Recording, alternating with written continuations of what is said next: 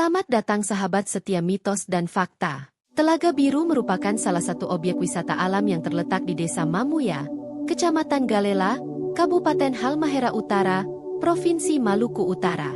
Telaga ini memiliki keindahan yang memikat, dengan airnya yang biru jernih dan pemandangan yang asri. Namun, keunikan Telaga Biru bukan hanya terletak pada keindahan alamnya, tetapi juga pada fenomena alam yang terjadi di sana. Setiap daun yang jatuh ke permukaan air telaga akan tenggelam seolah-olah tersedot oleh bebatuan di dasar telaga. Hal ini menjadi daya tarik tersendiri bagi para wisatawan yang berkunjung ke sana. Selain keindahan dan keunikan tersebut, Telaga Biru juga menyimpan sebuah cerita rakyat yang sudah dikenal secara turun-temurun oleh masyarakat Maluku Utara. Cerita ini berkaitan dengan asal-usul terbentuknya telaga tersebut, yang konon berasal dari air mata seorang gadis bernama Majo Jaru. Kisah tragis ini dikenal sebagai asal mula Telaga Biru, yang menjadi legenda bagi masyarakat sekitar. Mari kita simak bersama kisah legenda ini dari awalnya. Pada zaman dahulu, di wilayah Galela, Halmahera Utara, terdapat sebuah dusun kecil bernama Lisawa. Dusun ini tergolong sepi dan terpencil, dengan kondisi alam yang kurang bersahabat. Sebagian besar wilayahnya terdiri dari bebatuan, sehingga air sangat sulit ditemukan di sana. Penduduk harus berjalan jauh hanya untuk mendapatkan air guna keperluan sehari-hari seperti memasak, mencuci, dan mandi. Meskipun begitu, penduduk dusun ini menjalani kehidupan mereka dengan kesederhanaan dan kebersamaan. Di dusun Lisawa, hiduplah seorang pemuda tampan bernama Mago Hiduru. Ia dikenal sebagai seorang pemuda yang baik hati dan pekerja keras. Mago Hiduru memiliki seorang kekasih bernama Majo Jaru, seorang gadis cantik yang sangat setia kepadanya. Mereka berdua saling mencintai dengan tulus dan selalu bersama-sama. Meskipun mereka hidup dalam keterbatasan, cinta mereka tetap kuat dan tak tergoyahkan. Namun, ada satu hal yang selalu menjadi beban pikiran Mago Hiduru. Ia merasa bahwa dirinya belum cukup mapan untuk membangun rumah tangga bersama Majo Jaru. Kondisi kehidupan yang sulit dan minimnya sumber daya di kampung halaman membuat Mago Hiduru berpikir bahwa ia belum siap untuk melamar kekasihnya. Bagaimana mungkin ia bisa menghidupi keluarga kecilnya nanti, jika untuk dirinya sendiri pun ia masih merasa kesulitan? Oleh karena itu, ia memutuskan untuk pergi merantau demi mencari kehidupan yang lebih baik. Ia bertekad akan kembali setelah berhasil, dan saat itulah ia akan melamar Majo Jaru untuk menjadi istrinya. Keputusan untuk merantau bukanlah keputusan yang mudah bagi Mago Hiduru. Ia tahu bahwa meninggalkan kampung halaman dan kekasih yang dicintainya akan menjadi hal yang berat, baik bagi dirinya maupun Majo Jaru. Namun, demi masa depan yang lebih baik, Mago Hiduru yakin bahwa merantau adalah jalan terbaik. Ia pun memberanikan diri untuk menyampaikan niatnya kepada kedua orang tuanya. Orang tuanya, meskipun sedih, merestui niat anak mereka dan berharap yang terbaik untuk Mago Hiduru. Setelah mendapatkan restu dari orang tuanya, Mago Hiduru kemudian menemui Majo Jaru. Dengan penuh hati-hati, ia menceritakan niatnya untuk merantau dan meminta Majo Jaru untuk menunggunya hingga ia kembali. Ia berjanji bahwa setelah berhasil di perantauan, ia akan pulang dan melamar Majo Jaru sebagai istrinya. Mendengar hal itu, Majo Jaru tertegun. Ia tak menyangka bahwa kekasihnya akan pergi jauh meninggalkannya. Dalam hatinya, ia merasakan kesedihan yang mendalam. Namun, ia memahami niat baik Mago Hiduru yang ingin memperjuangkan masa depan mereka berdua. Dengan berat hati, Majo Jaru pun menyetujui keputusan tersebut. Keesokan harinya, Mago Hiduru bersiap untuk berangkat merantau. Sebelum berangkat, ia dan Majo Jaru menghabiskan waktu bersama di dermaga, tempat kapal yang akan membawa Mago Hiduru meninggalkan kampung halaman. Suasana perpisahan di antara mereka terasa sangat berat. Majo Jaru menangis dalam pelukan kekasihnya, sementara Mago Hiduru berusaha menenangkan hatinya sendiri yang penuh dengan kesedihan. Mereka saling berjanji untuk tetap setia dan menunggu sampai saatnya tiba untuk bersatu kembali. Akhirnya, Mago Hiduru menaiki kapal dan berlayar meninggalkan kampung halamannya. Majo Jaru tetap berdiri di dermaga, memandangi kapal yang semakin menjauh, hingga akhirnya tak lagi terlihat. Hatinya penuh dengan kerinduan dan kekhawatiran. Ia hanya bisa berdoa agar kekasihnya selamat dan berhasil di perantauan. Waktu terus berlalu.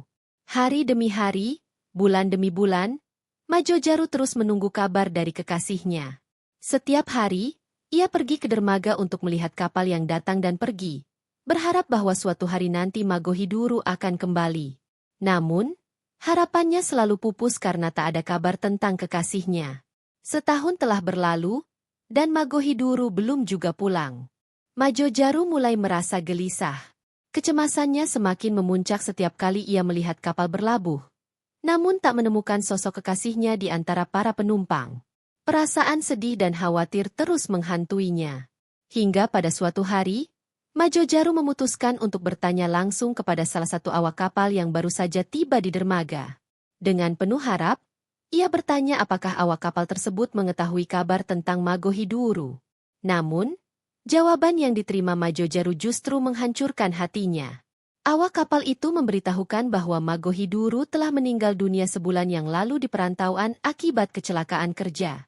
Mendengar kabar tersebut, Majojaru tersentak kaget. Tubuhnya gemetar, dan air mata pun mengalir deras dari matanya. Tanpa berkata apa-apa lagi, Majojaru berlari pulang ke rumahnya. Ia tak mampu menahan kesedihan yang begitu mendalam. Cinta sejatinya, kekasih yang ia tunggu-tunggu selama ini, ternyata telah tiada. Majojaru terus menangis sepanjang hari dan malam. Air matanya seolah tak pernah berhenti mengalir. Ia merasa dunia ini sudah tidak lagi berarti tanpa Magohiduru di sisinya. Setiap sudut kampung mengingatkannya pada kekasihnya, dan setiap langkah yang ia ambil hanya membawa perih di hatinya. Kesedihan yang begitu dalam membuatnya tak mampu lagi menjalani hidup dengan normal. Pada hari ketiga setelah mendengar kabar duka tersebut, Majojaru pergi ke ladang, tempat yang sering ia kunjungi bersama Magohiduru. Di sana, di bawah pohon beringin yang besar, ia duduk di atas bebatuan dan terus menangis. Tangisannya tak kunjung berhenti, seolah seluruh kesedihannya keluar melalui air mata.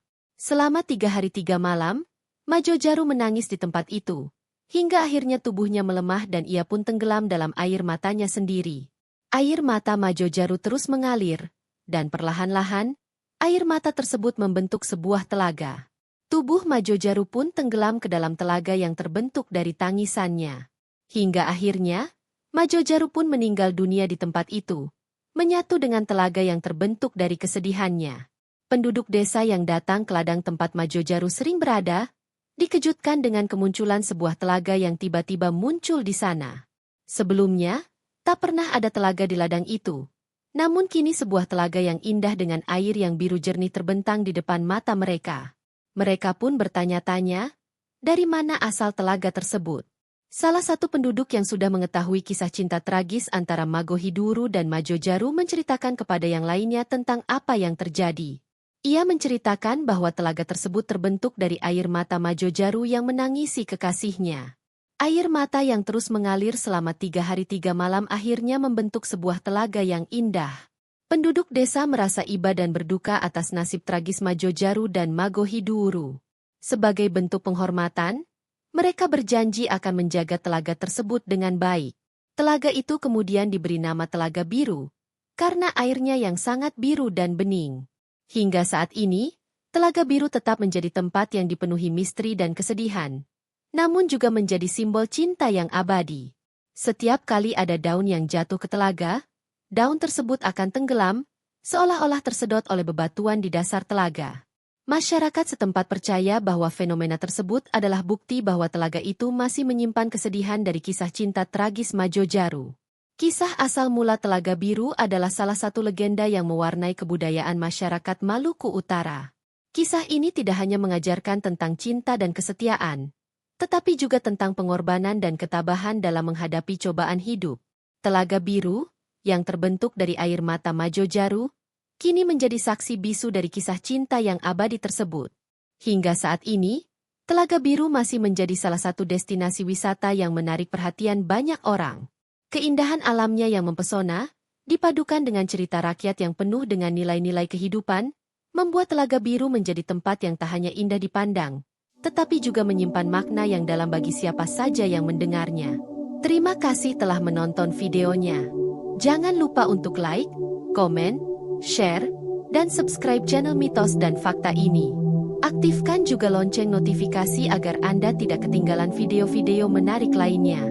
Sampai jumpa di cerita video selanjutnya dan teruslah bangga dengan warisan budaya Nusantara.